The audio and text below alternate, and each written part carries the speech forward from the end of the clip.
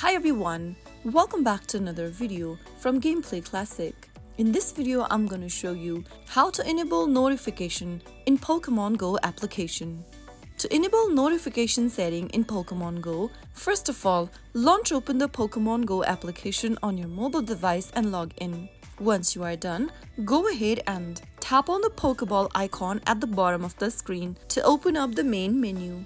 Now, tap the settings or the gear icon in the top right corner of the screen. Within the settings menu, tap on notifications.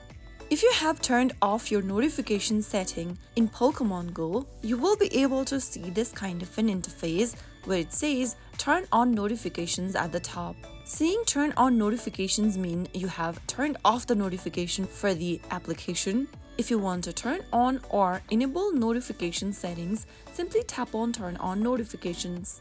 Now you'll need to go to your device's setting to enable the notification setting, tap on open settings, and it will redirect you to the allow notification interface. Now tap the toggle button right next to allow notifications and you will then be able to enable notifications for Pokémon Go.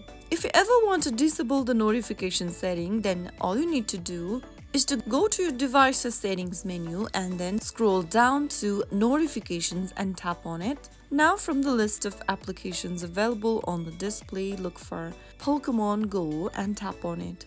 Now if you ever want to disable the notification setting, all you need to do is to toggle off the button right next to allow notification and make sure to turn it gray in color.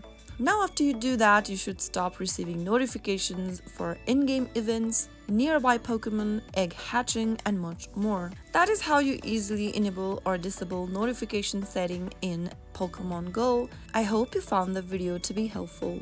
If you did, make sure to give us a thumbs up. Don't forget to subscribe to Gameplay Classic for more Pokemon Go tips and tricks. I will see you again in the next video. Thank you for watching.